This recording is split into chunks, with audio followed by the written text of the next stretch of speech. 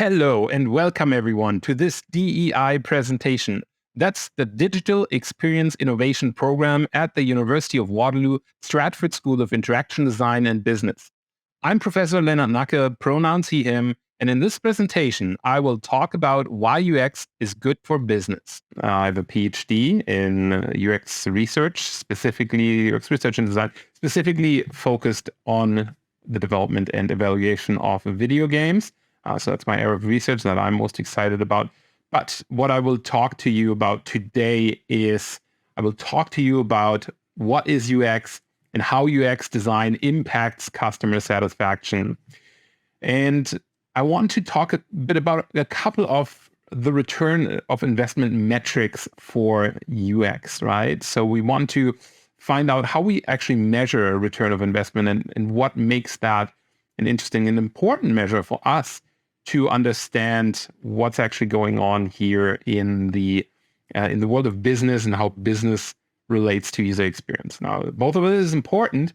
Both of it is really relevant as a key skill for user experience designers, user experience researchers, but also digital experience innovation graduate students. And with that, I'm going to take you into the skills of a DEI grad student and the kind of courses that you'll be taking and like what kind of skills they will teach you, just so that you have an idea of how that makes you a more successful person in the business that you're trying to build, or with the experience that you're trying to gather and the knowledge that you're trying to accumulate as part of our digital experience innovation program.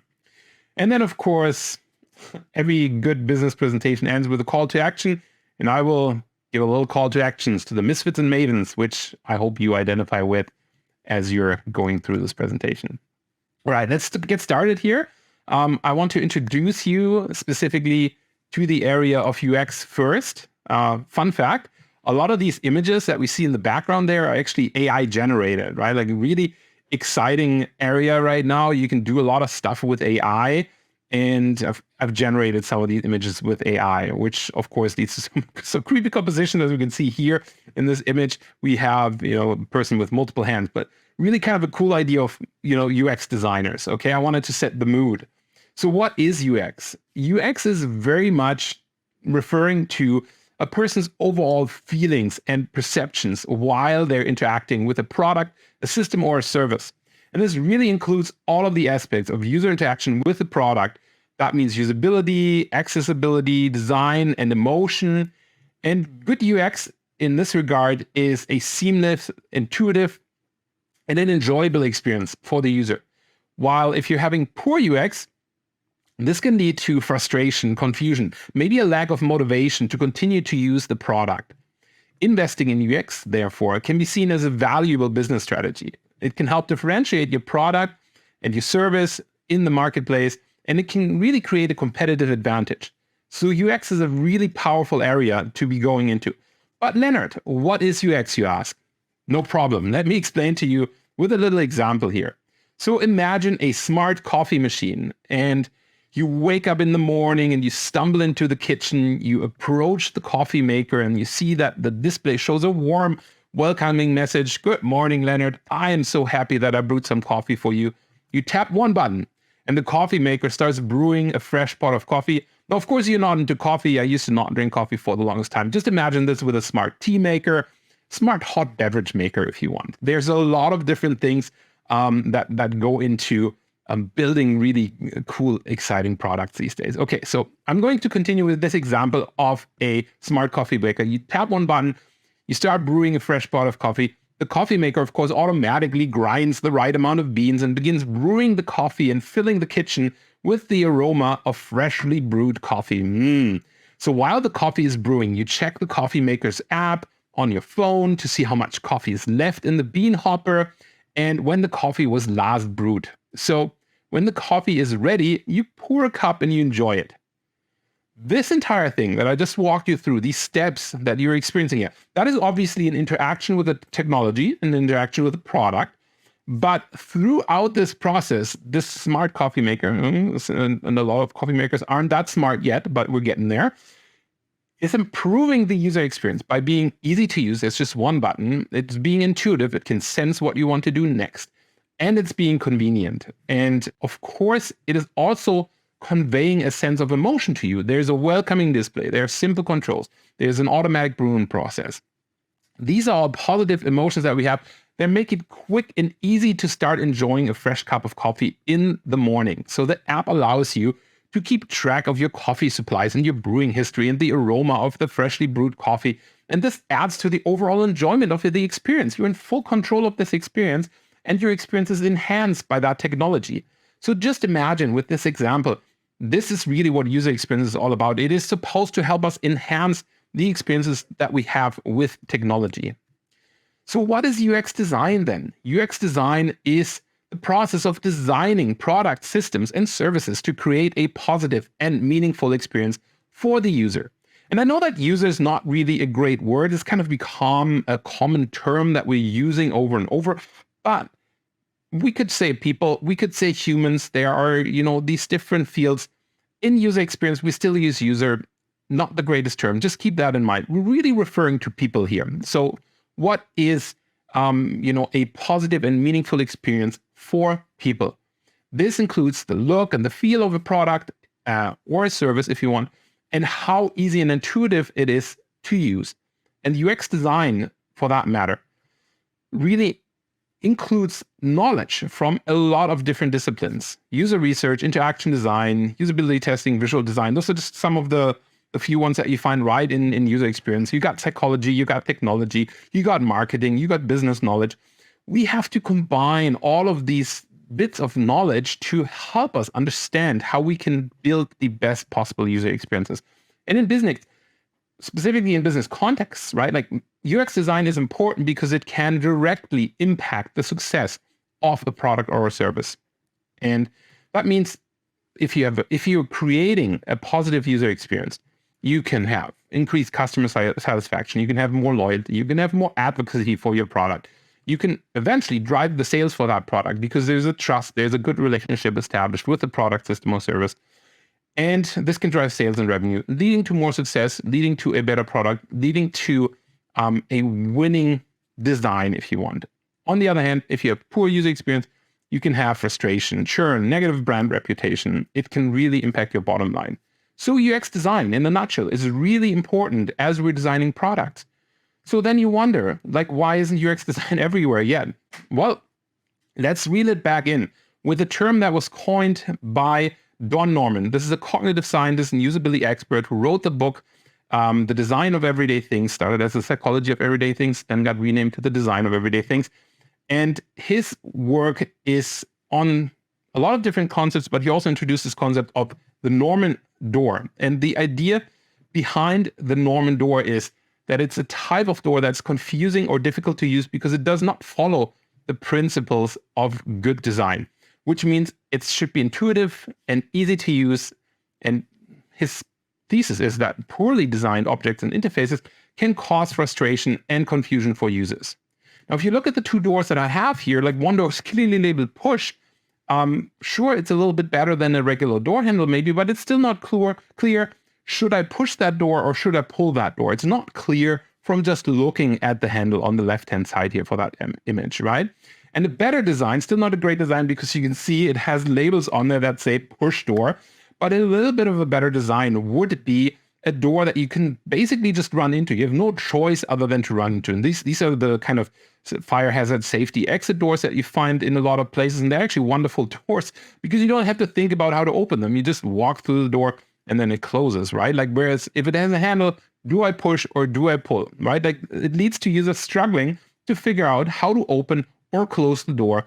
And users sometimes can even accidentally activate a door. And I'm using activate as a broader term, but sometimes you interact with the door in an unintended way. And so doors are still a hard design problem, believe it or not, that can cause frustration for the users and often, circumvented by labeling the interaction that needs to be done with the door. Now, talking about that and talking about the struggle that we have with divorce, we've also seen some very successful UX design for products that has led to increased sales of products. One of the most popular examples in recent history is probably the Apple iPhone that a lot of people know. It's a really interesting UX design, very smooth, intuitive interface, smooth navigation, a lot of thoughtful features that make your life easier as a user. And of course, there can be disagreements. We got lots of different camps. But if you think about where Android came from, actually, a lot of the ideas came from that original iPhone. So a lot of the ideas were actually then expanded upon. But you got to give it to Apple to, create really the first actual smartphone that's also a music player and other things. So really quite groundbreaking back then. Then we have the Nest thermostat. This is another popular product praised for a simple, intuitive design. We all have, different thermostats that we may have encountered in our day-to-day lives. With this one, it was really easy to control the home temperature and the energy usage specifically, making you a more economically friendly household if you want, and making it just much easier to control and set your temperature during different times of the day and when you're away and when you're there. Another one that is not as successful anymore, but had sort of its moment, the Fitbit. That was a wearable fitness tracker, kind of made the whole idea of wearable fitness trackers to come about. Now we can see a lot of people are using Apple Watches. The Apple Watch kind of replaced it for a lot of people. But it was really the first that was kind of thinking about how do we do fitness tracking. How do we create a user-friendly app that allows us to interact with the metrics that are being collected about our fitness activity? And how can we use certain triggers to help people stay within a daily activity goal and within an exercise goal so that people can be more fit and then more healthy, of course, because physical activity means you are a healthier person if you're embracing that. And then, of course, we got the Tesla Model X. You think what you want about Elon Musk, but the Model S was really kind of one of the first luxury electric cars that was very innovative in its design. The door opening, the way that the handles go in and out, very user-friendly interface, and also the first one that had this large touchscreen. Now, there is an argumentation about, dials. Actually, dials and knobs have a place within a cockpit and specifically within a car cockpit. Innovative, yes. Was it better? The jury's still out on that. I disagree with that a little bit. I think there is a lot to be said about having lots of different knobs in place instead of touchscreens, because touchscreens don't give you that visual feedback or that haptic feedback that you need. Now, of course, you got to understand that a lot of these things were designed with the end goal in mind that eventually we'll have autonomously driving cars. So really, we're at this in-between step where we have semi-autonomously driving cars, but at some point, of course, we'll have autonomously driving cars, and that's what this was designed for already. Okay, so how does UX design impact customer satisfaction? Now, that's, of course, a really important and interesting thing to think about, because if I go here and say, hey, UX design is really great, everyone should be a UX designer, you should all really embrace UX design. What does it mean if we don't embrace UX design? And this is called the $1 trillion problem, because about $1 trillion is spent each year globally on software development. This is just looking at software development. And out of those, 150 billion are lost because of abandoned projects. So about 15% of projects are never shipped. They're just abandoned. And if we're looking at the abandoned projects, we're looking at there are failures that lead to the abandonment. About a quarter of those failures are attributed to pure UX. And those could have been prevented quite easily if somebody would have looked into the UX.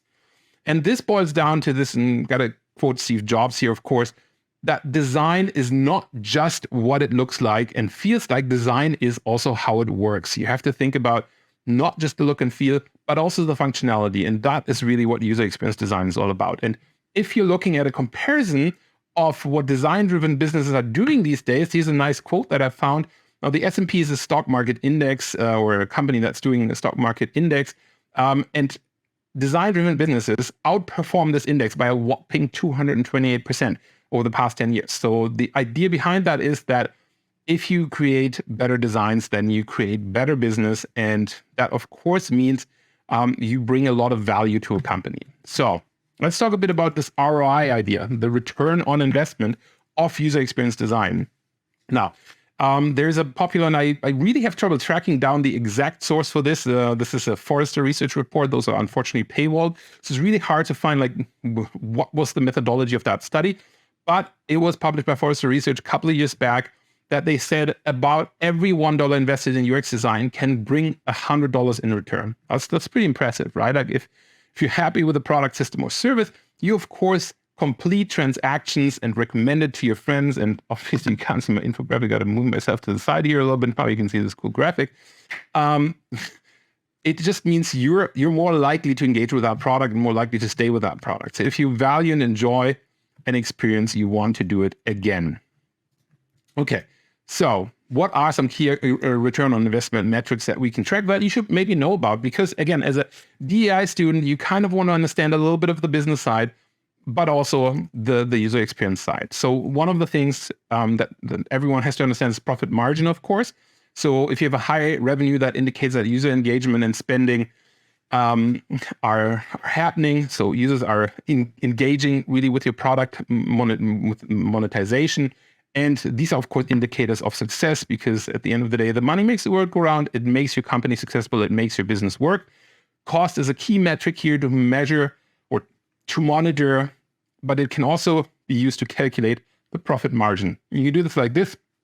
If you're looking at revenue, you have to look at the total sales you do with the product and the associated costs. So again, my examples are mostly about games. If you sold a game for $100, it's about $20 in associated cost for buying the technology that you used to create that game. Your revenue would then be $80, right? Easy to understand. Conversion rate is another one of those metrics that we want to use. So it really shows you how effective your UX is in enticing people to take a desired action.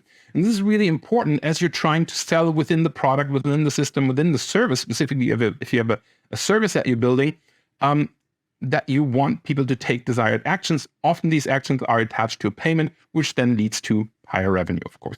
So conversion rate is the number of conversions divided by the total people exposed to that action that you want to convert, and then times 100. So if you have 1,000 people seeing an online product and 1% of them purchase it, conversion rate is 1%. Customer lifetime value.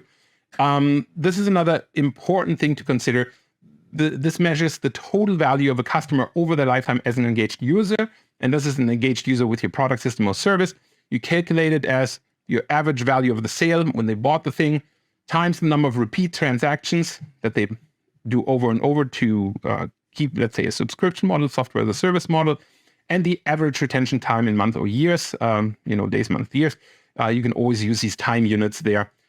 So if you have a subscription of $100, an average of 5 repeat transaction, average retention time of 2 years, then the customer lifetime value would be $12,000. And this is really interesting metric to see how many customers you have and what their lifetime value is, and then really trying to optimize your business using user experience design, of course, to cater to some of these customers that are more willing to spend for a longer period of time, sometimes referred to as the whales, people that spend a lot of money in a long period of time with your product.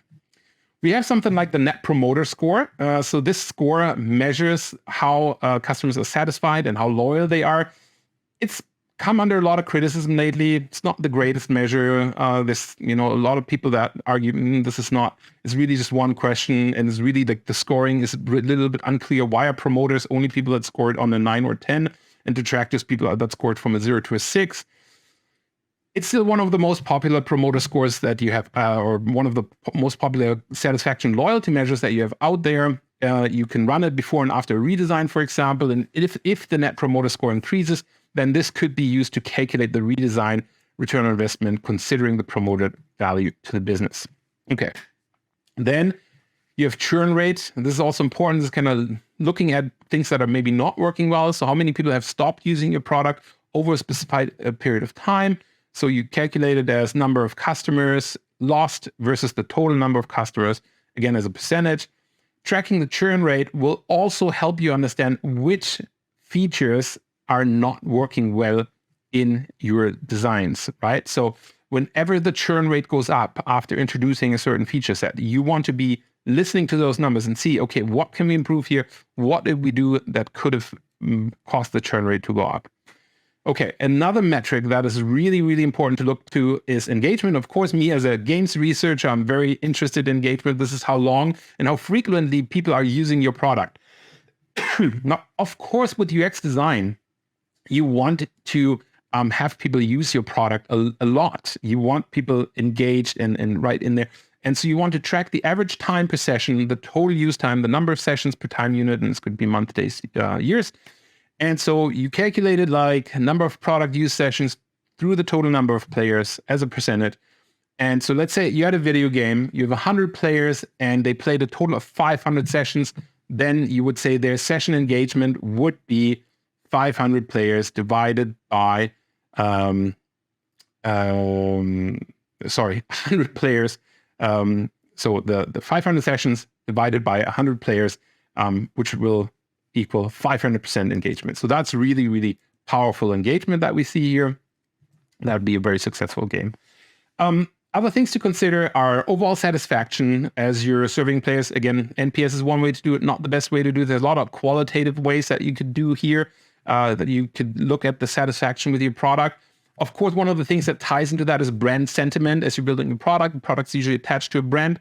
You want to see how loyal people are over time, what sentiment they have. You want to track metrics in public, social media, qualitatively monitoring mentions and reviews of your product, system, or service. And if the numbers improve after you're making UX changes, you have a good argument for there is a return on investment because brand sentiment is going up. Of course, also cost savings, right? Like you could say that this is what a game with a worse UX cost versus a game with a better UX cost. And so within product design, we've seen that a lot, that UX improvements after the product has been shipped are actually way more expensive. So you're not saving a lot of cost. You would save the cost if you implemented the changes earlier. And then, of course, you've got, excuse me. And then, of course, you've got risk reduction. Now, risk reduction is the idea. I'm going to take some water. Risk reduction is the idea that you have decreased abandonment rates, right? Or fewer users increasing or experiencing technical issues during the interaction with your product. So less risk means, in this case, using less users.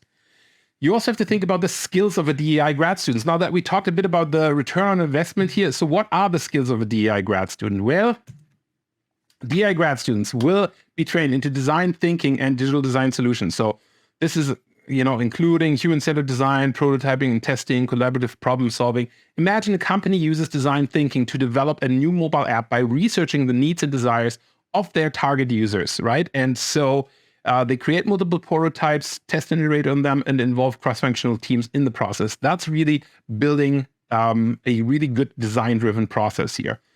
We will, in the program, also talk about UX design, user research and analysis, wireframing and prototyping, usability testing. A UX designer usually conducts user interviews, creates sitemaps and wireframes for a new website, runs usability tests to gather feedback and identify any problems before the site is built. And this is not just for websites, this is for any kind of products and systems. We'll talk about applied management, leadership and communication skills, strategic planning and decision-making, performance management.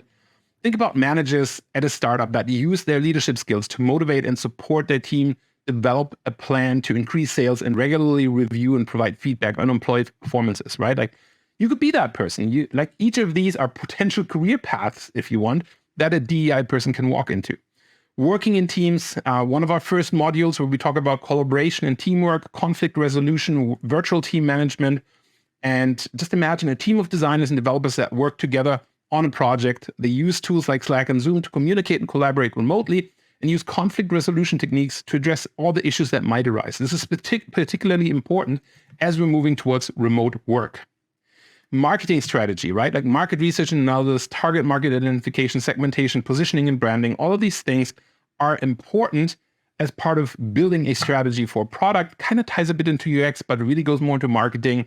And the marketing team would research the demographics and behaviors of target customers, create customer personas and segments to the market, and develop a positioning and branding strategy to differentiate the product in the market. So, really closely connected to UX. Project management. A project manager would be doing goal setting, would be looking at the objectives of a team, would be doing planning and scheduling, would do risk assessment and management, and really create a project charter outlining the goals and deliverables for a software development project, maybe with a Gantt chart to schedule the tasks and resources, and identify and plan potential risks that you could run into. So you could become that. Or this is another thing that we teach, cultural analysis in the digital space. You want to understand and analyze online cultures and communities. You want to identify and analyze cultural differences and biases that we have in digital media and how digital media contributes to that. And you want to develop strategies for inclusivity and diversity in the digital space, right? Imagine a social media manager for a global brand conducting research on the cultural values and norms of the different countries and communities where the brand is active, and develops content and campaigns that are sensitive to cultural differences and promote inclusivity. You can see it here. Like, what if we had a Zoom call without any audio in it and we'd have to use sign language to communicate? There's a lot of powerful ideas in that space that are really worth visiting. Okay, now it's time to move out of the picture here and to tell you, if you're the misfits and mavens, you see I stole that from Steve Jobs there. If you see things differently, if you break the status quo, if you push the boundaries, we don't see the crazy, we see genius. If you have the potential to change the world, then we nurture those visionaries. We support the real world applications in our program. So apply now and be part of something truly revolutionary in our online program. This is DEI.